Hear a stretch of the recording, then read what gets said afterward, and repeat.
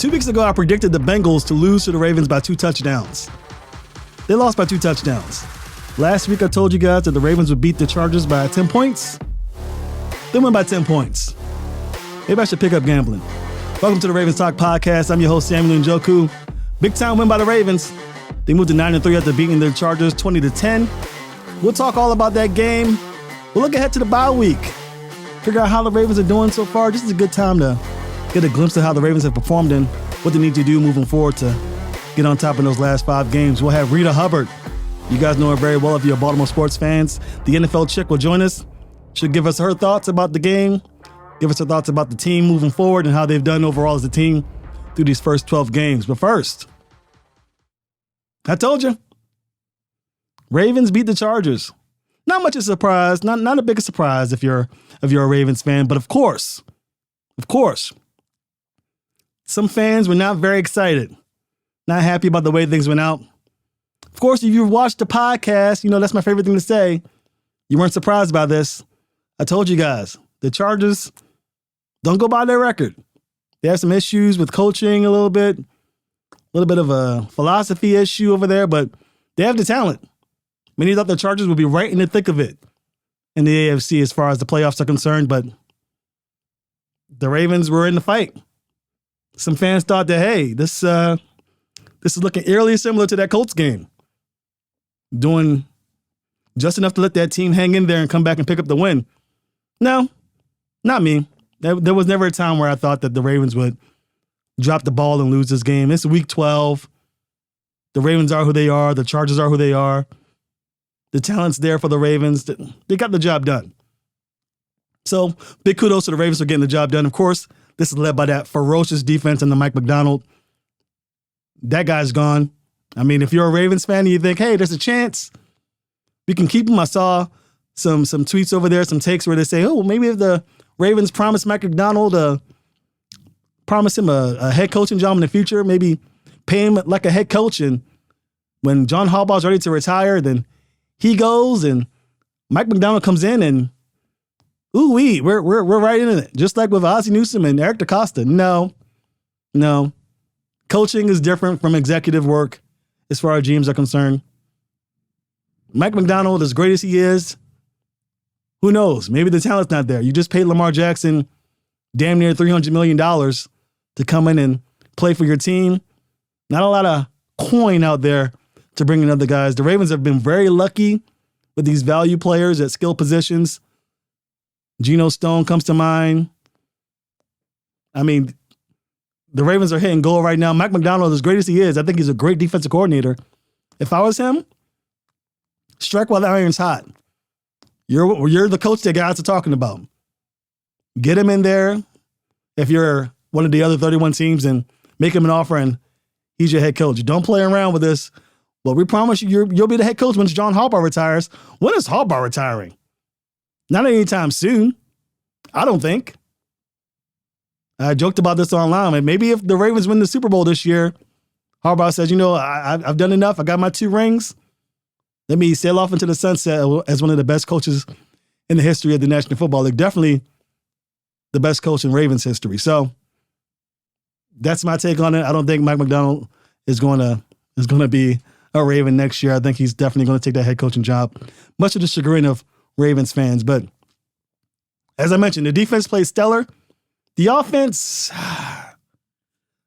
not so much. I mean, they did good. Zay Flowers with those 2 touchdowns, pretty much all the Ravens needed. But I think we need to let it out. I mean, this is a podcast, We talk, we banter. Let me just be frank. The Ravens do this once or twice a year, every year under John Harbaugh. They didn't really do much. No, they did a little bit throughout the beginning of the year, but this was just a telltale case of the Ravens just not adjusting. Brandon Staley's on the hot seat. I think we can all agree with that. Staley's on the hot seat for the San Diego Chargers. Sorry, it's not San Diego, Los Angeles. Staley's on the hot seat. So, Staley's going to come into this game against a red-hot Ravens team, best team in your conference, and what is he going to do? The Chargers have been maligned for not having a great pass defense. Staley was going to hammer home the pass defense concept this week against those Ravens on primetime television. So the Chargers do what I expected them to do, which is play coverage. The majority of the game, the Chargers were like, do what you got to do. We're not going to let you pass on us. Not effectively, no big plays. We're going to support our players who have had struggles stopping the pass with concepts that are largely centered around stopping the pass. And the Ravens said, I don't care. We're going to pass the ball anyway. Pass, pass, pass, pass, pass. Just over and over again, banging their head on the wall. It makes no sense.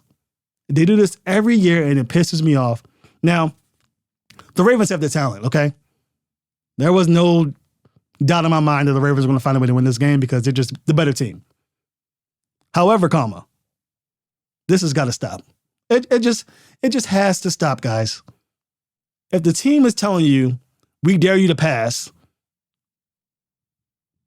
run the ball, especially if you're struggling passing the ball, especially if you're not consistent with your progress passing the ball. The Ravens aren't a passing team. Hell, in some regards, the Ravens aren't even a rushing team. They're a balanced team. The Ravens will run the ball at you until you stack the box, until you sell your soul to stop the run, and then they have the outside weapons and the quarterback to kill you with the pass. And vice versa. Which is something that the Ravens have no clue what that means. If they sell their soul to stop the pass, kill them with the run. Kill them with the run. Now, to the Ravens' credit, in the fourth quarter, when the goings got tough, the Ravens decided, okay, you want to stop the pass? We'll beat you to death with the run. And what happens? Zay Flowers, touchdown. Now, of course, after that touchdown, there was some moaning and groaning from the defensive side of the ball. You should have slid. You should have stopped short of the goal line so that we don't have to go back out there. You could take a knee. The game's over. Shut up. Shut up and play. Now I understand it's a tough game. You worked hard. The defense definitely deserves credit for getting the win, but play the game. Zay Flowers hasn't touched the end zone since God knows how long. He's a young kid in his 20s. He sees green. No man on earth is going to stop this guy from touching the end zone. He gets there, he celebrates, he's happy, and the players are like, "Oh no, you should have stopped short of the goal line. You should have took a knee 3 times at the end of the game so we can go home. I don't want to work anymore." That's what I hear. Now this is being blown out of proportion, of course, mostly by the fan base. I'll admit that. Not much of an issue in the locker room, I'm sure, but that's what I hear when I hear complaining about that. Of course, if the Ravens stop short of the goal line, and the unthinkable happens and they bobble the snap during the kneel down and the Chargers take it the other way, 99 yards, and they win the game. The concept is the Ravens don't know how to close out games. How do you close out games in the National Football League? You score more points than the other team. If you give up 10 points in 96 seconds, something is wrong with you as an organization. Something is wrong with you as a defensive unit. What did the Ravens defense do after the touchdown? They stopped Justin Herbert. Game was over. So I have no issue with that. Just pipe down with the Zay Flowers touchdown nonsense. It's okay. He's allowed to score a touchdown. I'm so excited that he scored that touchdown. Good for him. Hopefully more to come as the season comes to a close. That's my spiel on it. But moving forward, I mentioned this on my social media. We talked about it a little bit. We're going to have a new segment every week moving forward towards the end of the season. Let's call it the Ravens Talk Mailbox, where I ask some faithful fans who've been tuning in to the show to give me some questions that you want answered on the show. So I'll just pull up my handy dandy device and we'll look at these questions. Some of them are good. Some of them has me thinking. So some of these I'll save for Reeta, but let's get into it. First question I saw: what does Lamar look like later into his career as his dual threat capabilities naturally regress? Great question by Cool Popular Guy. Lamar has to just get better as a passer. And I think we've seen what he has to do. I mean, really, let's think about it. Lamar's really a pocket passer. A pocket passer with the ability to run the football. He's more Steve Young than Michael Vick right now, in my opinion. Of course, the threat to run is there, and defenses are respected, but what you're seeing now is what you're going to see 10 years down the road. Now, what makes him the most special, his legs obviously will regress and they'll make him less dangerous, but I think what you're seeing now from Lamar is who he'll be later on in his career as he naturally regresses, his abilities as a runner begin to fade due to age. So, great question by that guy. Next question by my guy, Whiskey Gene. Why can't we develop wide receivers or rushers? We always rely on vet mercenaries to mix results. Good question. The wide receivers aspect, I don't know. The Ravens are cursed. They got Zay Flowers and Rashad Bateman's looking pretty good right now, but they're wait and see. Zay Flowers in his first year. Rashad Bateman's been give and go. Injuries have really plagued him. Not really a good testament to his ability as of yet, but I don't know. Up to now, the Ravens haven't had much success with wide receivers. It's really an issue with their scouting department. I'm sure they've looked into it, and so far, so good. EDC has done a good job. As far as pass rushers go, that's an easy answer. I've always wanted to talk about this, but they've really had the avenue, so this is a good time. Pass rushers are some of the most easiest guys to scout for. It's really easy to look at tape and see who's a good pass rusher and who's a not so good pass rusher in college film. So the good pass rushers get picked early is the long and short of it. For the most part. There are some issues where, pass rusher may have a bad knee or a bad rep. But for the most part, if you're a good pass rusher, you get picked early.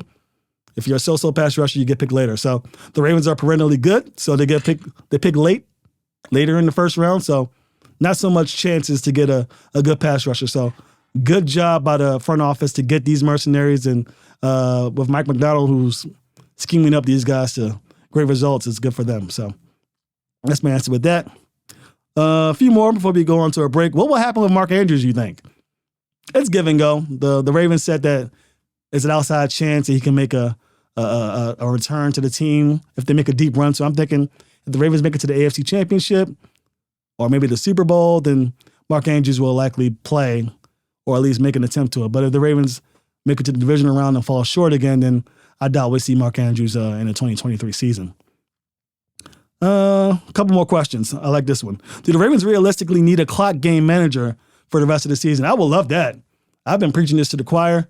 To the Harbaugh's credit, he's done a better job with it, but man, I think the Ravens would really, and not just the Ravens, the other teams too, will really do well for themselves if they got themselves a manager for the clock or game time situations. I know most teams have a guy up there to look at replays to determine whether they should throw the red flag, but man, these teams are not good at managing the game. And some of that has to do with the head coach has a lot on his plate in a given game. I'll admit that. And fans don't really take that into consideration, how much the head coach has in his ear set, play calling for the quarterback, listening in on what's going on, getting the feel for the game. So game managing is a little lower on the totem pole, lower than it should be. I will say that. But I think a game manager across the league would do wonders for the product of the game. Let's have one more question. Should the front office try and trade Marcus and Ronnie in the offseason? And of course, that's Ronnie Stanley and Marcus Williams. I think fans need to understand that it's very difficult to find yourself a good left tackle in the National Football League. If they trade Ronnie Stanley, who's going to block the left side?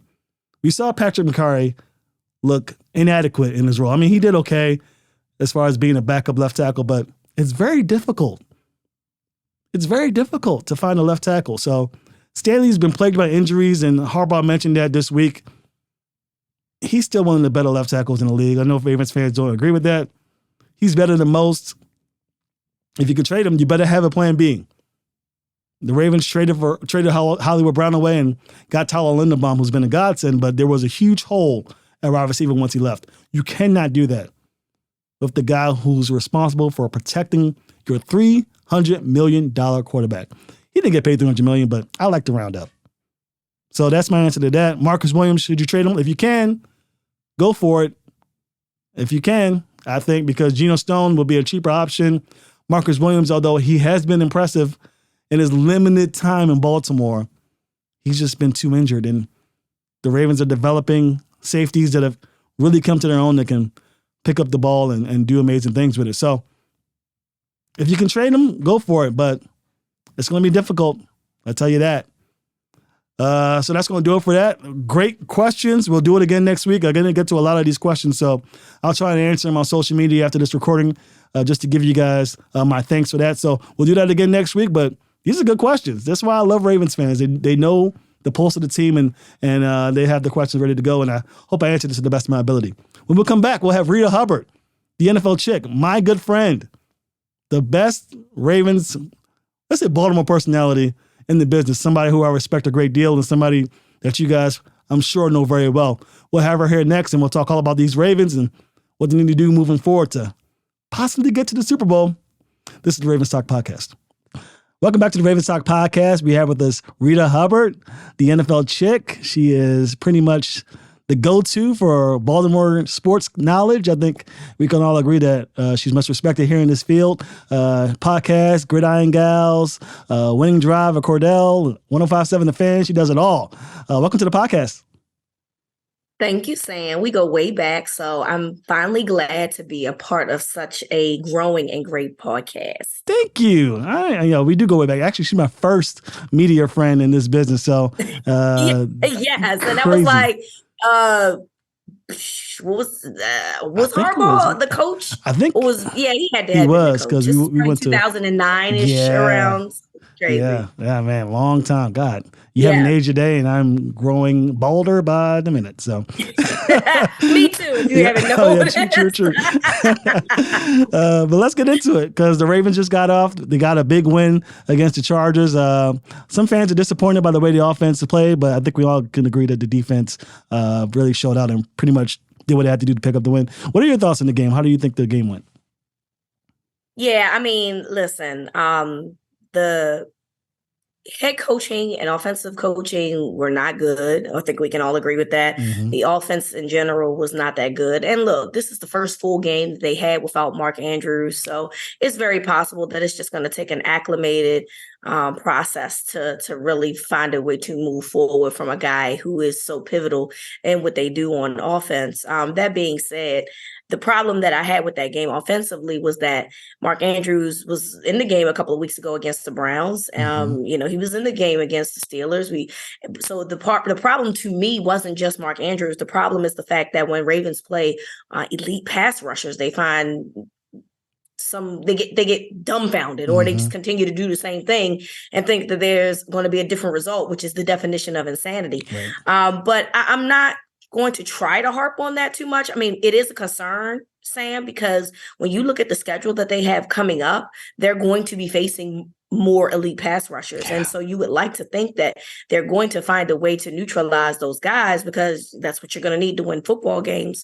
But I'm going to try to give them some grace. Sometimes you have a hiccup game. Mm-hmm. They have been playing football. Yes, I know they had a mini bye against the Bengals, but it's still not necessarily a bye.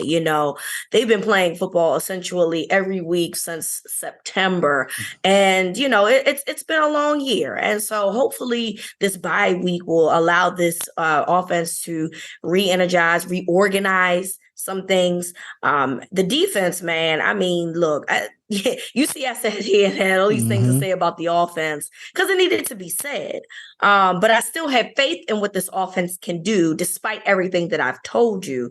But this defense, man, I mean, they have been so good all year long. And it's funny because all of us came in and we were questioning, well, how are they going to rush the passer? Who's on here going to be the guy? And it's been by committee. And whether you like that or not, it's been effective for this team.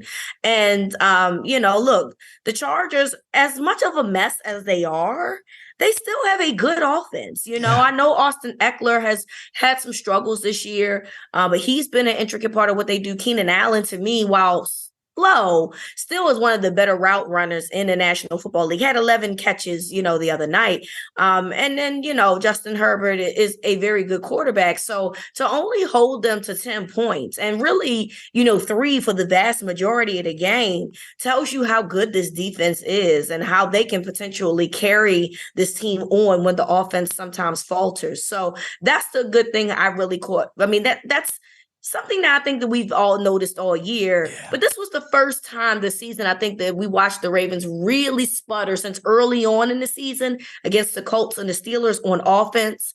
And then the defense found a way to help solidify a win as opposed to the losses that they had earlier this year. Yeah, you're absolutely right. And the Ravens have been trying. I mentioned it last week that they were going to struggle against Khalil Mack because they've pretty much been struggling in all year against these pass rushers. They've tried to chip with tight ends and running backs, and nothing seems to be working. So, yeah, you're right. They got some big tests coming up with the Jaguars and the 49ers, Steelers. They come to mind. They're going to have their hands full for sure. But you mentioned the defense. They stole the show on Sunday Night Football. Mike Macdonald's been a hot topic in Baltimore recently, just pretty much off that big win. Fans are nervous. They think he's going to be leaving soon. I think he's gone, but I want to get your thoughts on what you think is going to happen. Yeah, I mean, maybe a year tops. Yeah. Maybe you have one more year with Mike Macdonald, but I don't see how you stick around, you keep him around. The situation with Ozzie Newsome and Eric DeCosta is different, right? Because, Eric DeCosta had family rooted in Baltimore already, so he didn't want to leave necessarily. Right. He wanted to stay in Baltimore. He wanted to keep his family in Baltimore. His wife, we know, Lacey, is from Baltimore. So it made more sense for him to kind of be the person in waiting, right? What's exactly holding Mike Macdonald back from moving on?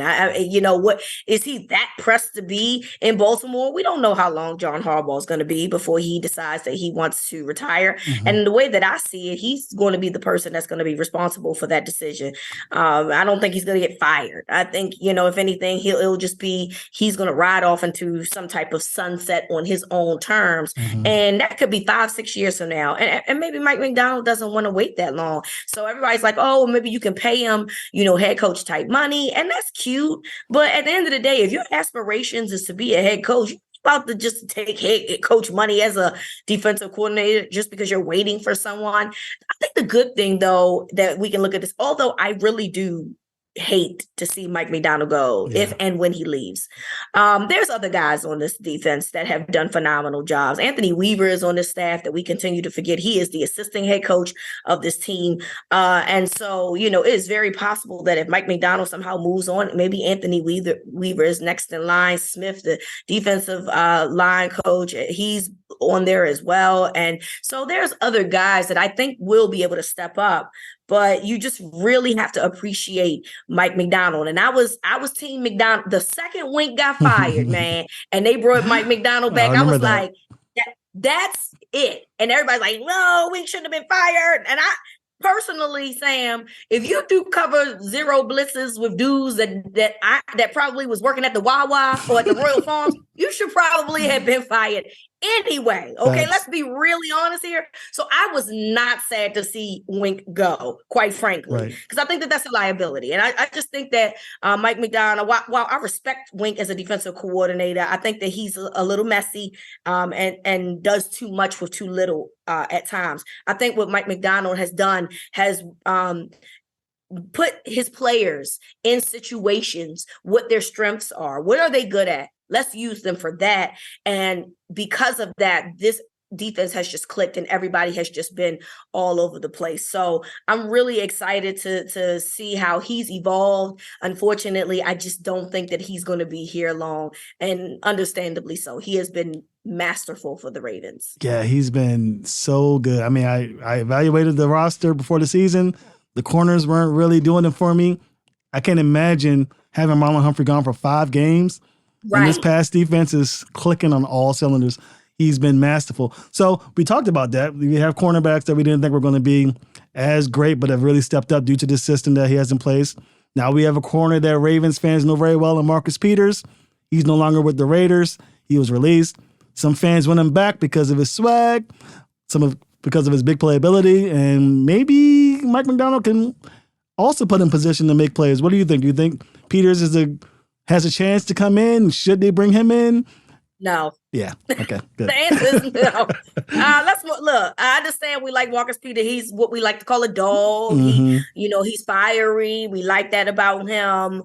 But he definitely at times looked like he was quitting on his team there. And look, I understand at the time Josh McDaniels was the head coach for many games with the Raiders. So I can understand that. But now you got Antonio Pierce, a defensive mind that's coaching. If you can't if you're not inspired by him, then I just don't know what to tell you. I think that Marcus Peters is a liability at this point. I'd much rather just keep the guys that you have and hope that Marlon Humphrey comes back sooner than later. I'm sorry. Let's move along. Yeah. The thrill is gone. It's done. I think one of my followers mentioned it that, Fancy, a big name that they like, and, he's a former Raven, and they think, hey, okay, let's bring him in. But, yeah, I think Peters, what I saw on film wasn't great, and I don't think even Mike McDonald can do the magic touch to get him back to We form. got to think about this too, Sam. Like he was literally on the free agent market for quite a while. True. Okay, it wasn't like he became a free agent with the Ravens, and then the Raiders automatically was like, oh my God, we got to have him. Right. The Ravens have signed Yasin, Darby. I mean, other guys was still on the market. And then Marcus Peters got picked up by the Raiders very, very late. So apparently all these GMs know something that fans don't. Right. And sometimes you got to look at it like that. Sometimes the signs are there. You got to catch the red flags when you can. It's just not going to work anymore. Yeah. I think it's done. Let's move on from Peters. I mean, wish him well, but I think it's over for him. Yep. So we talked about the defense. We talked a little about the offense. Let's move forward. They got 5 games left. Huge stretch of games. They're currently the 1 seed in the AFC. Do you see them keeping that 1 seed? I know we're entering the bye. They could get healthy. Or do you think they might regress a little bit, but still be impactful for the postseason? Well, first and foremost, I don't want to burst the bubble here, but when they get into the bye, they won't even have the 1 seed. So there's that. True. They have 3 conference losses. Let's start there. The Chiefs have 1 conference loss. I think the Dolphins have a better record that would have put them ahead. So they're probably going to be the 3 seed by the time they come out. And then they have the schedule that they have. So no, the answer is no. Now, so at this point, we got to be honest with ourselves, Sam. Like, I want the Ravens to have the number 1 seed. The fact that they have 3 conference losses itself is the task, and that's the problematic part of it. And so I just don't see how this is going to work. You don't want to lose to the Rams, who, while they've played better the last couple of weeks, the Ravens are still better than them. Let's be honest. And losing to the 49ers is ideal because it's a non-conference loss. But again, the Ravens still have one of the hardest schedules. I think they have the hardest schedule on the last 5 games of the season. So, it's not going to happen. At this point, the Ravens and their fans should be focusing on winning the AFC North and getting a home playoff game. A bye would be nice, but look at it like this, Sam. They get a bye the first week in December. You don't really need a bye a couple of weeks later. That's true. You're fine. Yeah. You're fine. Ride with the momentum that you're probably going to need pushing through all of those tough games that you have at the end of the year and keep going. And so, sometimes having a bye week ain't a good thing. And the Chiefs are an anomaly. We'll sit here and say, well, Kansas City, Kansas City has Patrick Mahomes, and there's no other Patrick Mahomes in this league, period. Right. Or we've seen in quite a while. Every other team kind of needs momentum. You know what I'm saying? And so I actually don't want them to get a bye because the bye is so late this year. I want them to come out. I want them to, do what they have to do and keep moving. And hopefully that can push them forward and deep into the playoffs.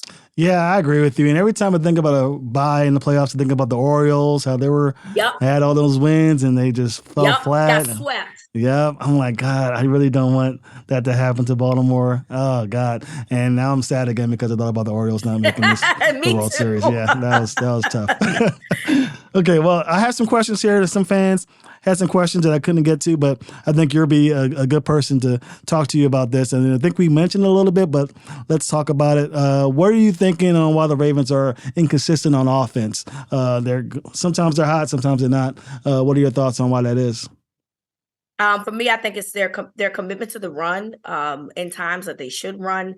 So again, when we're talking about elite pass rushers here, how do you beat elite pass rushers? You run right at them. So you either run run plays at them, draw plays at them, screen plays at them. You got to run right at them. And for whatever reason, the Ravens don't like doing that, and they just continue to want to throw the ball, even though Ronnie Stanley and Morgan Moses have struggled and been bull rushed at times.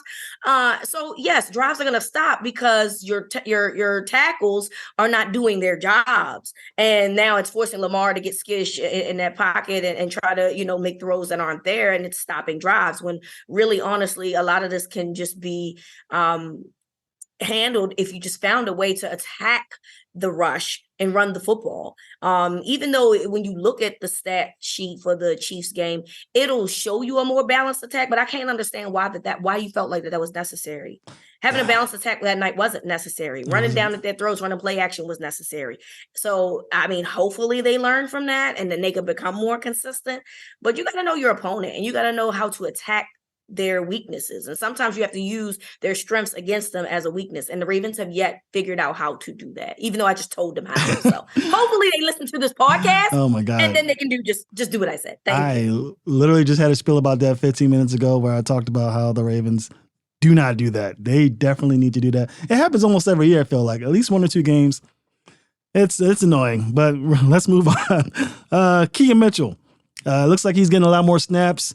Do you think he overtakes Gus Edwards as the RB1? Do you think they should split the carries between the two of them and kind of leave Justice Hill as a far third? Or do you think it should be a little more Gus Edwards now that the run hasn't been established as much this last game? And we see how it goes. I think Gus should still be the number one. I mean, I definitely think that you should increase Keaton Mitchell's carries for sure. I think he's earned that, but I think Gus Edwards is still the number one guy. He can just lean forward and get 5 yards. Okay. True. He can get stopped at the line of scrimmage and get 3 yards. And as much as I love Keaton Mitchell, at times he's boom or bust. And by that, I mean, like, he's getting either stopped at the line of scrimmage or he's having big gains. Mm-hmm. He's not consistent like Gus Edwards is. And I know that we love the explosiveness and we love the explosive plays. The consistency has not been there as of yet. And I believe that it will be. Mm-hmm. But you do have somebody that's consistent, right, and that's Gus Edwards. And I don't think that you should take that away from him because you have this explosive guy who can make these plays. So for me, it's still going to be Gus and it's still going to be Keaton. And look, there's a place for Justice Hill. It's just not when you're trying to no more handoffs. No more fake handoffs, because you and Lamar are not on the same page clearly about that, and we've had enough of that. So I definitely think that the two backs that should be focused on right now are number one Gus and 2 Keaton Mitchell. I agree with you. That's a very good point. Last question. Justin Tucker, I should say, he lost his spot to Koo last game. He missed a easy one for at least Tucker. Do you think that he regains that spot? I think fans are a little concerned that Justin Tucker might be losing a kick or a step, if you will, in this game. Here's the thing. He is 34 years old. He's been in the league. This is his 11th season. Crazy. It would be ridiculous of us to think that a guy can keep the power in his legs after 11 seasons. Do I think that Justin Tucker is in a slump? Yep. I do. I think that he's had times where he's not automatic. 44-yard field goal in a dome should be automatic for you, and it wasn't. But I'm not quite concerned yet. I think that Justin will figure it out. I think that he is a professional. I think that he's a guy that probably, like us that's watching, wondering what's going on, is saying the same thing. And sometimes you need to change and evolve what it is that you have been doing to prepare, right? Again, you're getting older. So, 10 years ago, Sam, I could eat whatever I wanted and didn't have to really work out. Well, now I can't do that. and if I go up a flight of steps, I'm going to be huffing and puffing because I don't work out and because I eat bad. So the solution to that for me is eat better, exercise more. I don't know what the solution is for Justin. I'm just making the point that as people get older, sometimes you got to change your habits. And maybe for him that's something that he needs to do. But I'm not ready to give up on Justin Tucker because he's dealing with a slump. I'm willing to acknowledge it.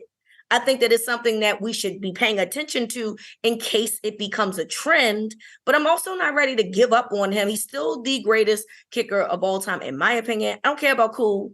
I don't care what they say. Right. He is still the greatest, and he's had a lot of great moments, and I think he deserves the opportunity to redeem himself and become more the consistent kicker that we know he can be. Yeah, I agree with you. I think he's still a GOAT. I'll take your phrase. Let's give him some grace and give him some time to get acclimated, get back to it. I think I spoke with Matt Stover a few years ago, and they said that he's one of those guys who really tries new things every offseason and maybe trying something new, and it's not working out. So I'm sure he'll adjust. That's very true, too. So go back to what you was doing, but then add just a little bit of stank to it. Yeah, exactly. A little bit of Exactly. Oh, man. Well, thank you so much, Reeta. I think that's all the time we have. I appreciate you joining us. You've definitely been my favorite guest. I hope the other guests are listening, but definitely love your insight. And if you are, step your game up. Protect your deck over Step it up. I mean, be Reeta. So let the people in the home know where they can find your stuff. First of all, thank you so much for having me. It's always been a pleasure to be in the presence of the great Sam. Oh, man. Of course, you can find me on Instagram, Twitter, Facebook, wherever at TheNFLchick. Also, check out the podcast at Gridiron Gals. It's myself and my best friend Charles. We really just crack us up. Yeah. We're hilarious. You guys are funny. And also the Winning Drive podcast with myself and Cordell Woodland from 105.7 The Fan. And then sometimes I'm on Brother from Another on the Peacock channel, typically once a week. It varies. So check it out. If you follow me on any of the social medias, I usually tell you the day that I'm on. So yeah, and you also do a show with Tyus Bowser every other week too. Yes, I do. Yeah. Yes. So the next Tyus Bowser show, I believe, is the 11th, Tuesday, the 11th of. It is the 11th for Tuesday. Whatever that Tuesday is. Yeah. I think it's the 12th. It might be the 12th. Tuesday, the 12th is the next Tyus Bowser show. And again, you can follow myself or at Glenn Clark Radio, and we will give you the information on where the location is, as well as the next guest. We had Project Pat Ricard on there the last time, and he told us that he did not know Outkast. He didn't know who Big Boy was. And I was very disappointed. Very disappointed. Yeah, your name is Project Pat. Exactly. So I know you, and we asked him before. He does know who Project Pat is. He knows who Project Pat is, but you don't know who Big Boy is. Come on, bro. Oh my gosh. Well, thank you for joining the show again. Thank you so much for coming. We're going to have you back for sure before the end of the season, and we'll try and work out that schedule. That's Reeta Hubbard. She's the NFL chick. Definitely a great Baltimore personality. If you guys don't follow her, you guys are crazy. Definitely do so and check out all her media outlets. When we return, we'll get final thoughts, and we'll look ahead to the bye week, and hopefully the Ravens can get their act together and get that offense going, but we'll talk about it. This is the Ravens Talk Podcast. Welcome back to the Ravens Talk Podcast. Again, that was my friend Reeta Hubbard. You guys can probably tell by the way she talks. You know, we have a good rapport. She's awesome. She knows her stuff, definitely. And she changed my mind on some things. You know, I was thinking, yeah, let's give Keaton Mitchell some more touches, but Reeta made an excellent point. He hasn't been consistent. Gus Edwards is a consistent body right now, and that big playability, although enticing, shouldn't be used if you're not going to consistently get yardage in the offense that's really predicated on momentum and keeping the ball rolling. So, yeah, great to have her on. I know you guys love that stuff, and we'll definitely have her on before the end of the season to get her insight as the Ravens make a push for the playoffs. So, the Ravens are 9-3. They've won 75% of the games. They're looking good. They've had some hiccups. Most teams do. But, you know, I mentioned it 2 weeks ago. The Ravens were a team that was maligned for not being able to close out games. And so far, I've seen them close out games. Now, I would love them to be more consistent on offense, and I can't ask them more of the defense. But this is a team that is really shaping up their own destiny. It's going to be up to them if they want to take it all the way to the Super Bowl. There isn't a team in the AFC that's better than the Ravens. I will say that. Reeta did make a good point. The Ravens have 3 conference losses: Colts, Browns, and Steelers. So that's their fault, you know. And maybe having a bye isn't the best idea. We talked about the Orioles, the baseball team that unfortunately lost in their first outing in the playoffs because they had that bye, I believe, played a big part of it. So maybe they keep the ball rolling. They have a bye in December. Shoot it all the way to the Super Bowl. So we'll see. So Ravens get the week off, Harbaugh mentioned, and we won't have the week off. We'll be back next week to talk all about that bye week and move forward to the Los Angeles Rams. That's going to do it for us here at the Ravens Talk Podcast. I appreciate you guys. Thank you for the guys that brought the questions in. If I didn't get to your questions, I'll try and post it on social media and give you my insight. But hopefully Reeta and I answer those questions to the best of our ability. You guys have been awesome. The season's been great, and we'll see how it concludes. We'll get the second half underway. Maybe the Ravens win the Super Bowl. We'll see. We'll find out. These next 5 games will be pivotal. Thanks for joining us, and we'll see you next week.